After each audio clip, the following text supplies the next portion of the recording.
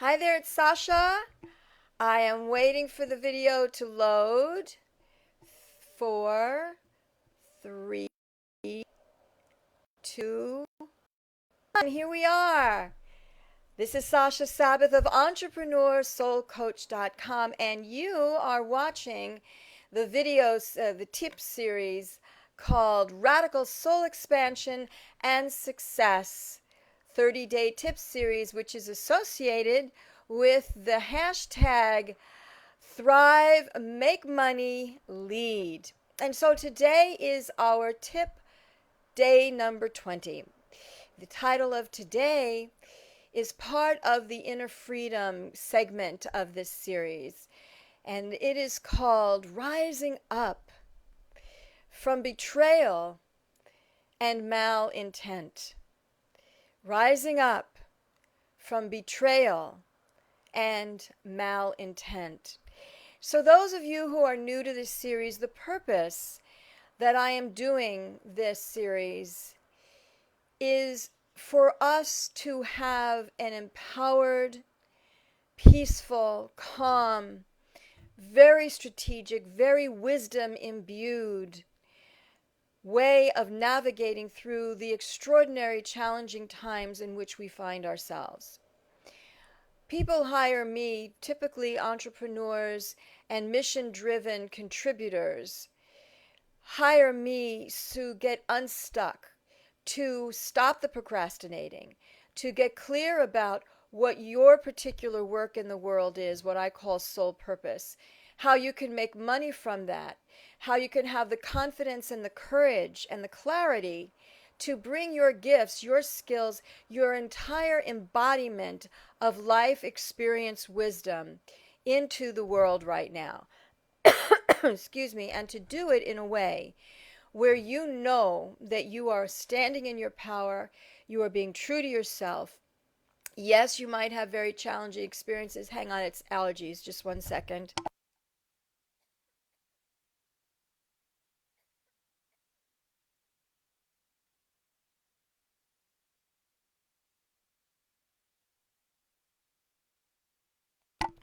I inhale and all this pollen comes in. So sorry about that.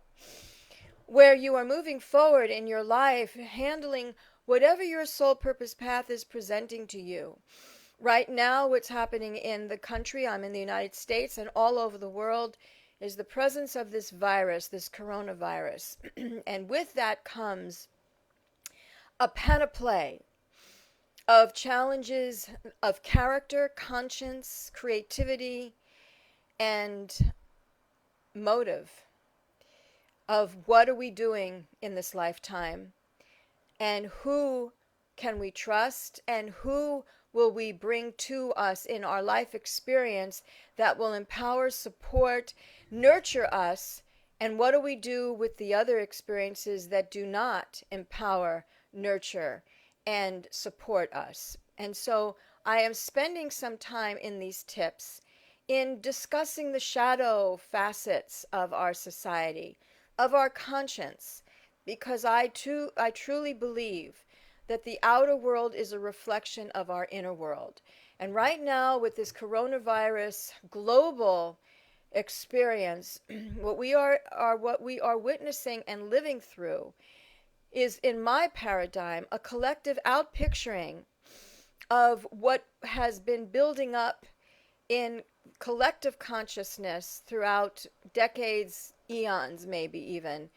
And here we are now being faced with the darkest, most insidious, most grievous, most heinous expressions of people treating other people, other species, the planet, as well as a surge, a colossal awakening of light popping up in people's consciousness where they are searching to find their meaning of life. They are searching to find their spiritual nurturance, their spiritual battery, their connection to their higher self, their connection to wisdom, their connection to working with the invisible realms, what I call bringing heaven to earth, so that we really can have a better world in which to live. In the process, we are faced with having to deal with both worlds. the world of the shadow, of dark forces, of people who, whether they are awake or asleep or just born with a soul purpose path, to be the instigators, to be the nemesis of goodness and humanity rising, whatever it is on a soul contract level. The bottom line is, here we are, us ego and spiritual embodied human beings, hitting up against all that's happening right now. And what it requires is wisdom, which to me means accessing your intuition or the God within you, as well as choosing the kinds of life experiences you want and you don't want, and how to handle the life experiences that you don't want. So that's the overview. I work with entrepreneurs to help them get out of their holding themselves back and their confusion as to what to do right now. I use my psychic intuitive abilities and my healership skills to remove blocks and to bring profound clarity as to what are their next steps, and to help them to channel their own intuition, to bring forth even more access of the God within them, which is light. All I can say is intuition, God, the angelic realm, the hierarchy of tremendous spiritual masters and teachers, Jesus, Mary, and all of the Jewish great icons. It is light. We are all one.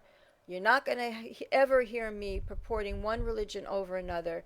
This is a religion-free zone. This is a light-imbued zone where we are all one. Having said that, the point that I want to make today is that we are witnessing radical injustice and suffering.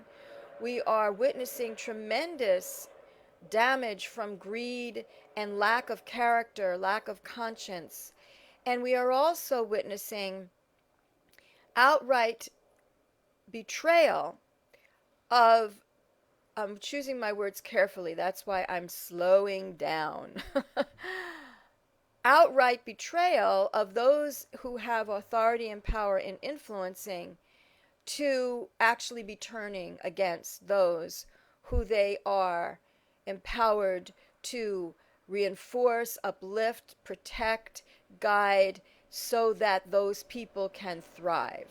And so that other habitants on this planet, i.e., our other species, and that which is going to feed our other species and us as humans, the air, the water, the food, it's all under attack right now. Why? Because there is a collective consciousness that I believe is going through a radical purification, and it is up to us and our free will as to the new courses, the new pathways, the new roads of possibilities that we can chart, that we can trailblaze. There is no set, guaranteed outcome for what's happening right now. This is a time when all of us have the power to choose that will determine the life that comes after this coronavirus immediate fright that we're all living in. And so I wanted to choose the topic of rising up from betrayal and malintent, because many of us are experiencing that, either watching what's going on the governmental level in several countries, not just in the United States, and also in our personal lives, in relationships, in job situations, in the legal system, in the financial system. There is great betrayal going on. There is great malintent going on in terms of the goodness and the welfare of the whole, and just focusing in on a selfish small sliver. Now, why I'm saying all this and how this still applies to business owners and to mission-driven entrepreneurs and other types of contributors is because this is the inner world from which we then create from. If we are having internal struggle, and if we are bereft with fear and sorrow and worry, then it's going to affect how we bring out our creative offers, how we talk to our potential clients and customers, how we access our creative ideas so that we can all move forward. My job, my desire, my longing, my sole purpose is to bring to you a range of options so that you're able to then pick and choose per situation how to best handle it.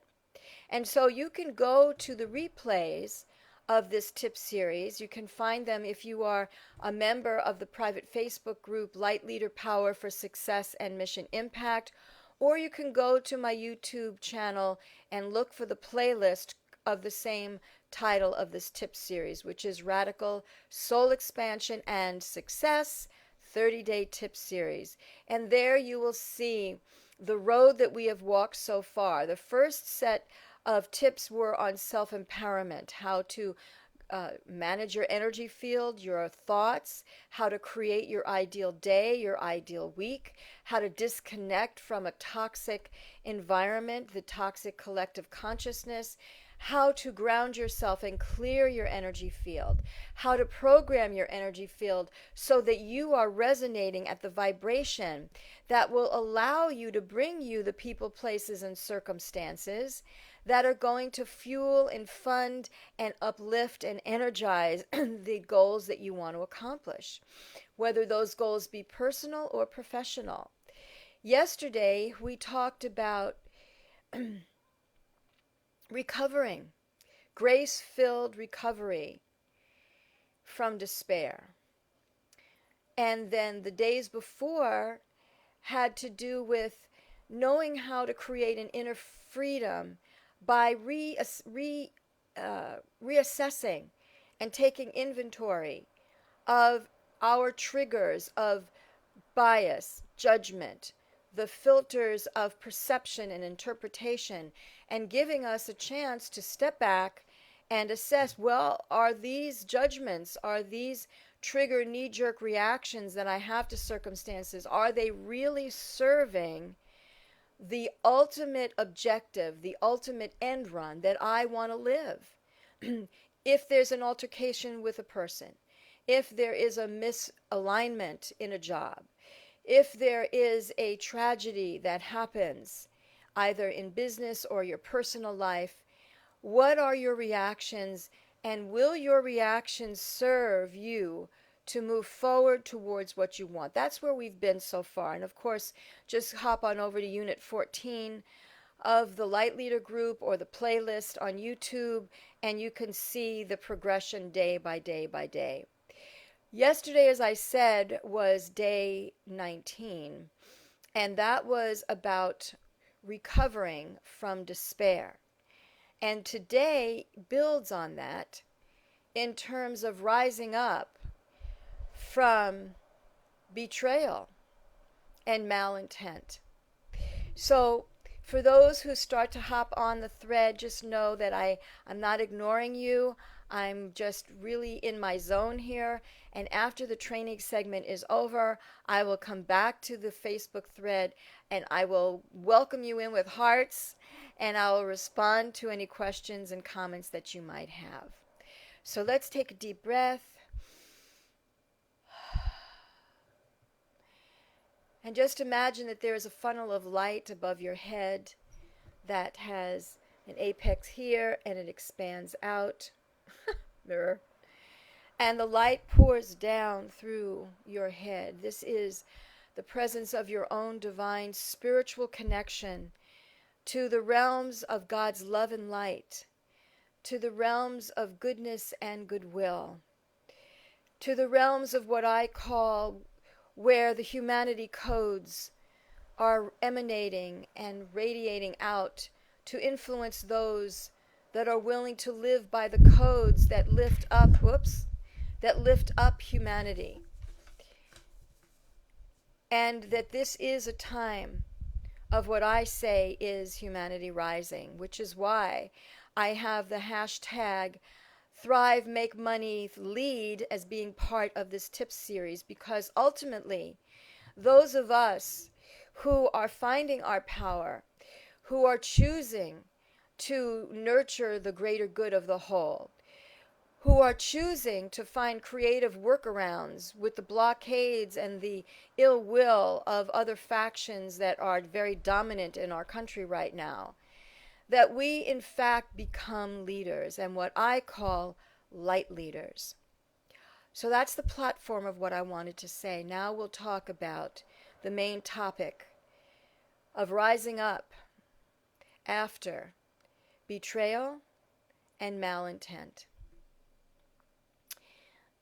The first thing that has to be decided by whoever is at the effect of such an experience is to do everything in your power to process out hatred and enraging anger. Now, hatred and enraging anger are very appropriate responses to certain things. So I am not saying that those emotions are wrong. I'm not saying that any emotion is wrong. What I am saying is you then have to go to the next level, which is self-love. How do you take care of yourself after a situation that is in the classification of betrayal or malintent? Conscious, deliberate malintent.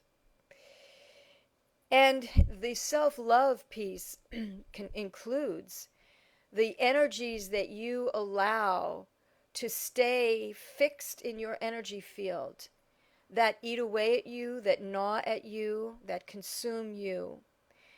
The problem with that sort of effect is that you become shut down, you stop enjoying life at the fullest level. You could become ill. You could become so reactive to situations where you overreact. You could hurt yourself, you could hurt others, other species, other humans. And ultimately, it's really just a matter of you don't know what to do with those emotions. And that's what I want to help you with today. And this is how I have done it myself. One place to go and start processing these kinds of emotions is to actually go back to day 3, which is a grounding exercise. And rather than have me go through all that now, I'm going to ask you to just do that.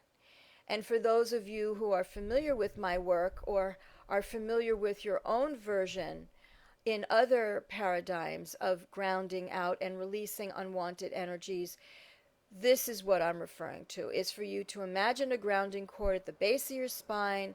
You have the funnel of light above your head. For others, you might also know from my system, breathing in earth energy through the soles of your feet. And essentially, what you're doing is you are releasing what you don't want as feelings and emotions that are dominating your mood, your thought processes, your heart, your ability to love, your ability to feel safe, your ability to be creative, and to change being stuck and shut down and bitter. You go instead into a state of processing, alchemizing, transmuting, where you definitely do not condemn your emotions, which is what you would have heard me say in the most recent tips.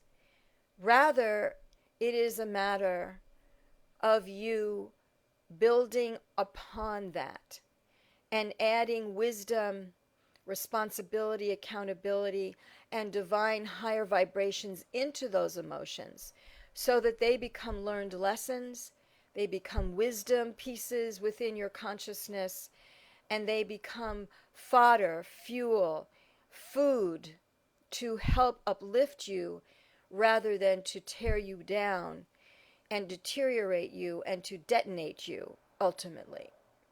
And so the first step is for you to acknowledge your emotions and then to make the choice that you're going to do whatever it takes, move heaven and earth to make sure that those emotions do not poison you.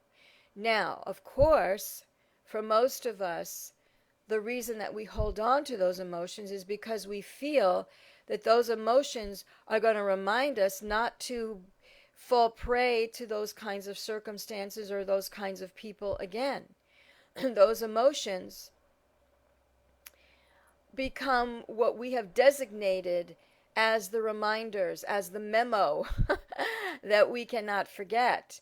And I want to propose an alternative to that, an alternative to grabbing on and almost cradling with all your worth those emotions of hatred, anger, revenge, bitterness, and to replace those emotions with, I'm learning these lessons, my eyes are open, my ears are open, I am going to proceed with this group or this person or this life circumstance or this department or this job or this community project with my eyes open and my ears open. So then what happens is a constant vigil. Now that vigil doesn't have to be draining. It is simply the wise person who has lived an experience and will not allow it to happen again. They have lived an experience, and they may have to continue to function at that job, be in that department, have that relationship with that person, have that relationship with that group, have that mission that you have been hired to perform, and still keep your eyes and ears open. And then you get to choose. If it is a matter of an entire group and a job, do you want to leave that group or job? That's a choice. And all of these require courage. All of what I'm saying here fits under the category, I could start another hashtag. Under hashtag character, conscience, courage. This tip absolutely falls under that category. Yesterday's tip about grace-filled recovery from despair. The tip before that had to do with possible spiritual growth through changing your perceptions and interpretations. All of this requires a self-honoring, a self-respect, a self-love, and a courage to look at yourself and the life that you are living, and the courage and the wisdom to know that you have more power than you think to create a life that is better for yourself. And that is what I am all about. And so here you are with this clogged pipe filled with emotions that hurt you, but are valid. And so the validity of those emotions have to do with your past programming and the way you have perceived and interpreted your past experiences in life, which are the former tips that I gave, about 4 tips back from this one. If we're on day 20, day 16, day 15, day 17, 18, 19, etc. And what we're after right now is looking to see how to take the truth of what has happened and then create ourselves to be the kind of person who is wise, who has learned, and who is a creator of your reality through the power of free will and the power of accessing your intuition and your God wisdom. So, here you are. You're in a situation where you've been crushed. You've been shattered. You know that the circumstance, whether it's the legal system or a particular person or an authority group of people who have power, and they have you targeted, or you become part of a group of people who fell prey to their agendas. You have been betrayed. You have been at the effect of malintent, and thank God you have survived. Some don't. You have. And so the emphasis here is to then move from the crushing, harsh emotions that you rightfully have from this experience, to move quickly off of that into a state of self-love, And then from there, seek out ways to process those emotions. People who are resonant with me, that's exactly what I do in my business. With divine energy healing abilities and my connection to my God source and my intuitive abilities, I channel information. I'm fully awake. Nobody's taking me over. This is me being awake, in tune with my intuition, getting information from the higher realms. And we will look at the insight of what's really going on underneath those reactions, so that this particular event may have had such a gripping uh, bulldozer, snow plow over you reaction, mainly because you probably had some sort of similar reactions, some sort of similar experiences earlier in your life. And so I will help you to identify and to heal those root causes, so that as you move forward, you are much more in present time, dealing with the situations from an easier place for you, and you are grabbing onto the gifts, the talents, and your purpose in being here in this lifetime to have a wonderful life experience and to help others do the same. With these emotions that you're having, to rise up means, what will self-love, what will taking care of yourself, what will honoring, respecting, championing yourself look like? Does it mean you, as I said before, you leave a job, you leave a department, you leave an agency, you leave a neighborhood, you remove your child from a school, you remove you from a school, you remove you from a party. You might be at a party and things are going way south. Remove yourself if you can. You get the point that I'm making. So you have the choice to remove yourself if that's what you want. Now, you might not want to remove yourself. You may be getting enough value from the overall experience that you want to stay. In which case, the next layer is how to still relate to those who are part of that scenario. Let's say there was somebody in that scenario, a boss, a coworker, a friend, a family member, where something very wrong happened, where malintent was absolutely in clear view for everybody to see, where betrayal was right there as well. How do you relate to people like that? If you choose to stay in communication with them, the key is to make it known that you know what happened. And if it's too dangerous to do that, i.e., if you feel that you will be the target of retaliation, you'll get fired, somebody will try to harm you. I mean, this is life. I'm sorry that I have to talk about this stuff. Honestly, do you think I want to be talking about this? No.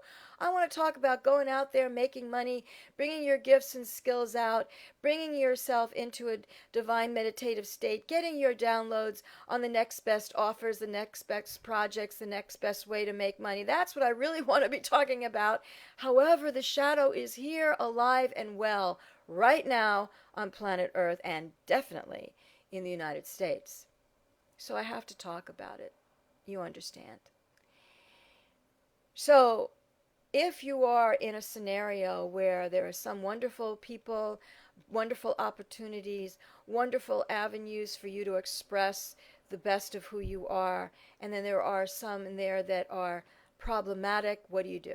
That's where we are right now in this conversation. And what I'm saying is to make it known that you see. And what I said was that if it's not safe to do so, that's fine. Be smart. Don't put yourself out in front of an oncoming truck. Do what's necessary to take care of you. Self-love trumps all. Pardon that usage of that word. Let me find a synonym. Self-love wins out at all times. Self-love wins out all times. Now, if people have a self-love that is really narcissistically based, sociopathically based, psychopathically based, well, that self-love is going to look a lot different than somebody else's self-love. But they're operating on self-love, so there you have it. That's the character defect version of it. Our normal, good people version of it is that we are looking to just be strong, stand in our power, lead a life that we have a right to create and to thrive within. And we have the right to create who we hang out with, who we surround ourselves with, and who gets deleted. We have that right. Now, here we are, we're owning. We're not trying to put some fancy, pretty colors around something that was clearly malintentive, meant to harm, meant to hurt, meant to even do worse, meant to kill. There are some people who are like that. Not to put a pretty little, oh, they didn't mean it. They did mean it. On some level, they knew exactly what they were doing.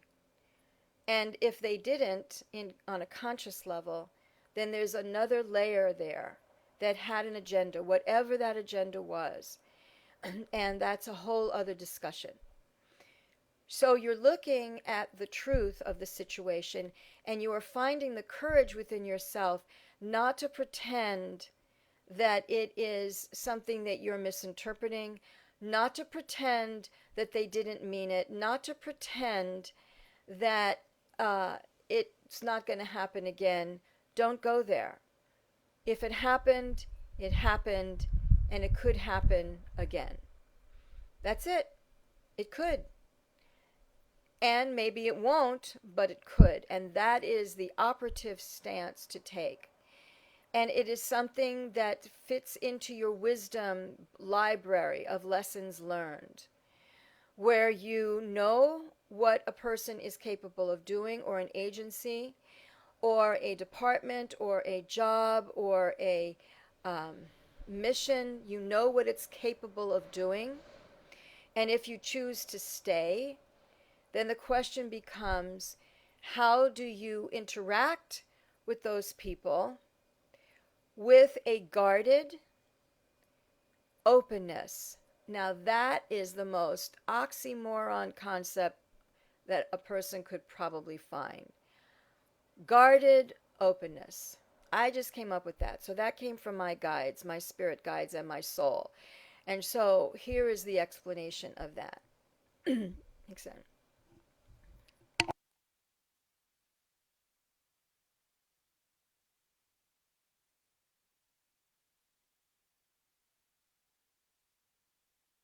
Thank you.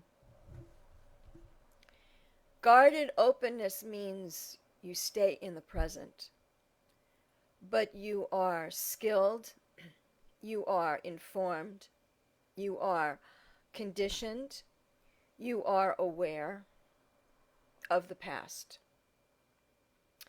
So could a terrible thing happen again? Yes, it could. Do you have enough evidence to show that that agency, that cause, that person, that job, that neighborhood, that neighbor, that family member learned their lesson, and they too are evolving?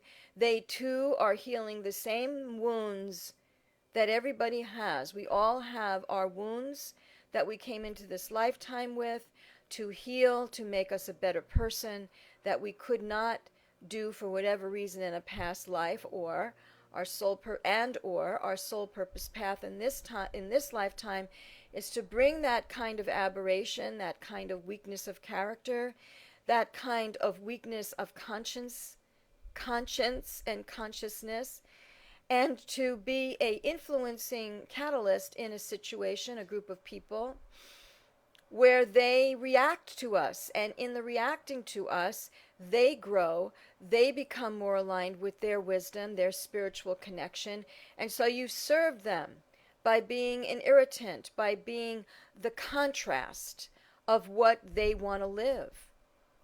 And so if you have experienced something with someone or a group or a department or a mission that is in contrast to the person that you want to be, the quality of life that you want to live on a day-to-day basis, then the question becomes this guarded openness factor, where you are aware, eyes open, ears open, but you stay in the present.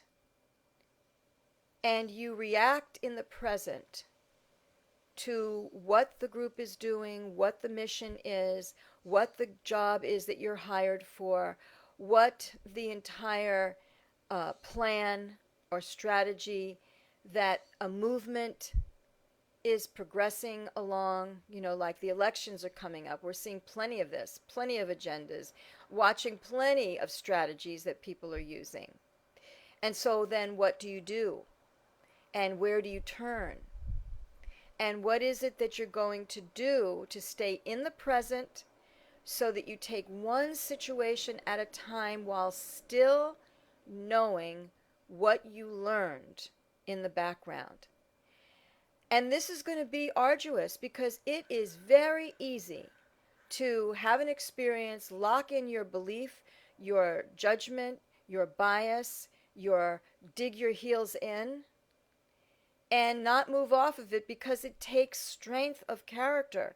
It takes thinking. It takes deductive reasoning. It's work. It's work to analyze and assess something. Trust me, that's my business and that's my personality. I analyze, I deduce, I assess. I have 360-degree view most of the time on stuff. And you got to sort through it. But what is the price if you don't?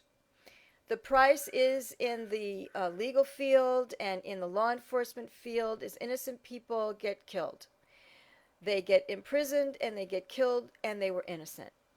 All because of these rigid systems of judgment, bias, knee-jerk reaction, looking at details through the filters of something that they will not have an openness to reconsider something else. And in relationships, it's the same thing. Now, there are certain actions, and I've talked about this in our recent past tips, where an action could be a deal breaker. I talked the other day about dog fighters. I'm not going to have a change of opinion about that. I'm going to stay fixed, biased. I don't care. I don't care. I have no room, no interest, no openness. I'm staying on the guarded side of guarded openness if I'm around any kind of dog fighter. I'm just not going to do it. There's no value in it for me. And that is the operative subtext of guarded openness. Does it have value for you to keep an openness to a situation where you have every right to be guarded? If it has value for you, then you must go through your interfacing with the person or the mission or the job or the construct that you're operating within with that sense of guarded openness. If it does not have value, then you leave. Or you just put your boundaries down and say, hey, it was fun, but you're not for me. I'm not for you. I don't want to be in that department. Move me to another franchise office. Move me to another precinct. Move me to another office that's part of our chain of businesses. I'm not staying here. And if it's in a relationship, then you change how you are with that person. And it's not going to be a difficult assessment. If somebody hits you and you didn't deserve it, why hang around? Nobody took their hand and attached them to a battery-operated arm, and their arm had no control, and they were forced to slap you. Nobody did that, or the quintessential example is nobody had a gun to their head, and if they did have a gun to their head, then that is, again, another topic. And I actually covered those kinds of things in past tips. I'm throwing all these scenarios at you. It's not that I'm rambling. It's that I'm giving you so many options of what can happen.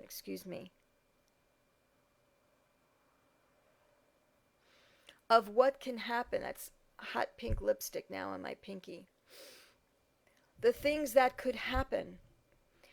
And we have to be prepared for as many of them as we can think ahead and imagine what could happen so that we are prepared. Now, that doesn't mean that you become paranoid. It means you are aware.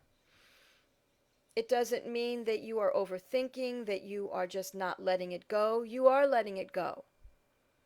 What you're not letting go is the lesson learned. Guarded openness, and does it have value for you? If it does have value for you, and if there's a way of working it out with the individual where there's a clear understanding that there's going to be a memory you can forgive but not forget, and that employer, that department, that business, that neighborhood, that movement knows where you stand, and so that they know what they can expect from you if they do certain things again. But even so, what I want to leave you with in this training is do not override the wisdom of your heart, the wisdom of your intuition, the wisdom of your experience. If you do that in your attempt to make something work, if you override your truth, you will lose. Why? Because you are abandoning you. And anybody who knows me and knows the work that I do as a soul, as a light leader, as a facilitator of helping people channel their own intuition and their own spiritual power,